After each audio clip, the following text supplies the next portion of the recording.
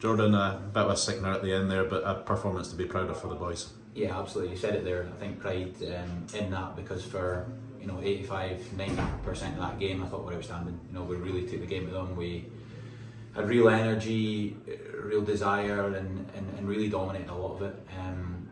And I think obviously the sucker punch is the key things that we'll look at. Emotions are all there just now. I think the guys are devastated. I think that shows how far we've come. We've playing against another full-time team who's been really well fancied, albeit their problems off the pitch and their last couple of results in the league. But again, we've more than matched them, and I think timings of goals, of course, and the way we've lost the goal is disappointing. But out with that, maybe that last 20 minutes when we do deepen as well. But I think out with that, like you said, I think it's really proud of them, the way we went about it and the way we took the game to them. So yeah, gutted. It's obviously it's a draw.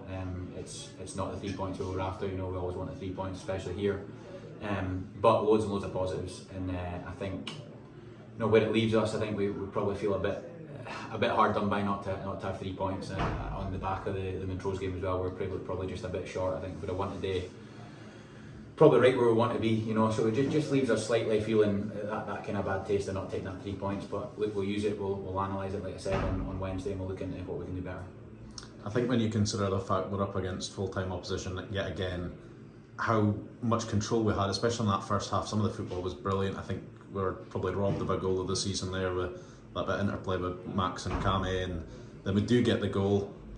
Then we just it just seemed like every time we scored we just lost control for 5-10 minutes. I think that second time in particular we covered it really well, but it just felt like we just needed to kick on after we got those goals. Is that frustrating for you guys? Yeah, 100%. So we had real momentum, and I thought both teams attacking wise, they're a dangerous side. They've got 5 players there that have played in Premier League or have played at a higher level, and it shows because the quality in their attack. The finish for the second goal is that.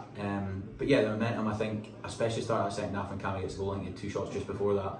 The one first half, you're right, Maxie. It was good interplay. And I think it just blocked, and actually turned around and said it probably sums up the season. I think we've had a lot of real good moments within the opposition box, and for whatever reason, luck, quality of finishing, all those things, it just not quite went in. And in this league, if you don't score when you're absolutely on top in the good moments, or score 1 or 2 when you're in these moments, then you're always wary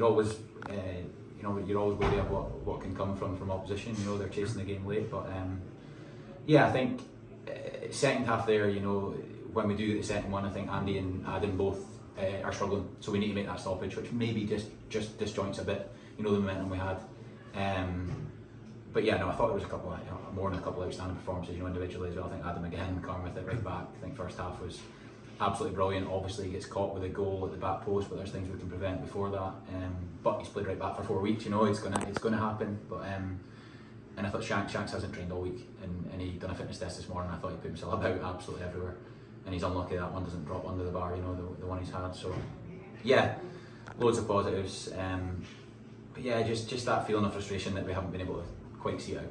Talk to me about that decision to put Adam at right back. It almost seems seamless, and I think that's a compliment to both him and Danny, the fact that it has been seamless between the two in terms of on the ball and driving forward, especially those kind of runs into midfield.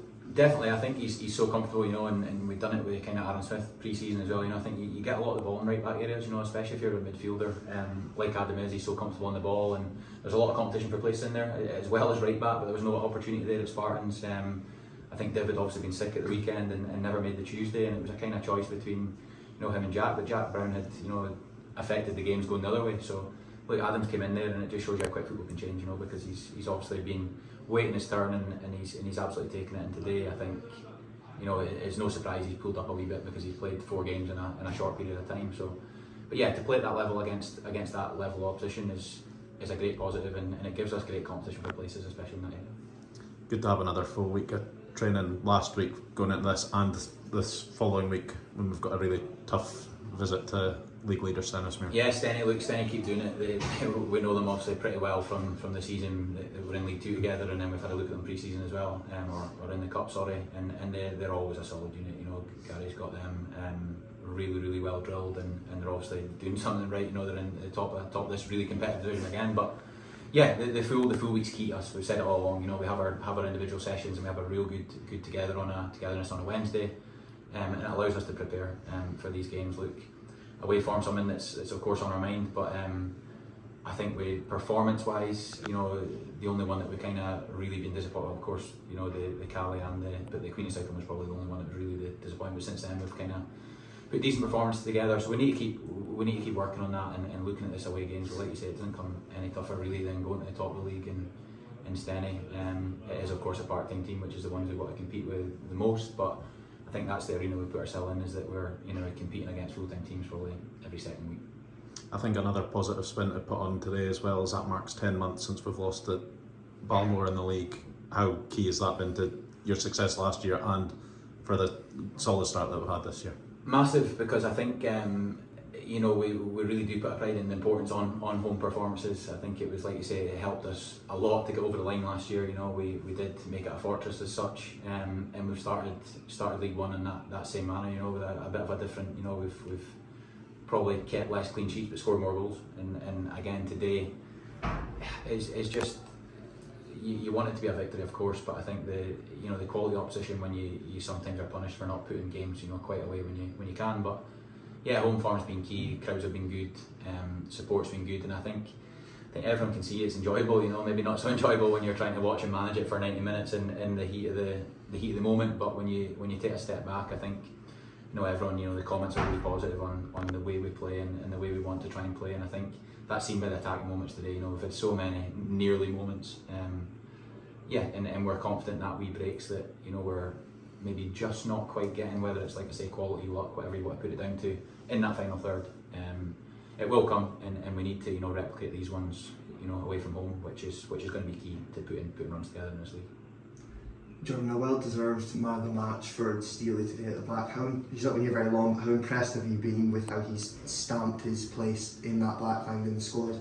Brilliant, absolutely brilliant. Like, can't speak high enough of him. I think we were patient, you know, we waited, we spoke enough about that, but I think since he's been in, you know, to be the age he is, only 23, you know, his maturity levels he's brought there. Obviously Jason was missing as well, but they're now back together, and really that's their first 90 minutes together today.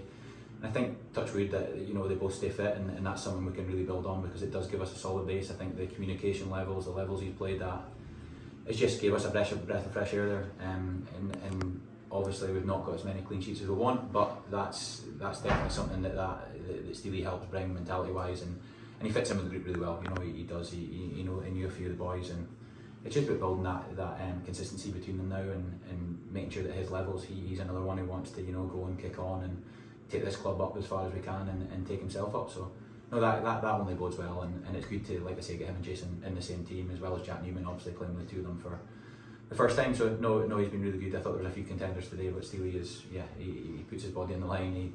Some of the build outs we had through him and Jason were also good first half.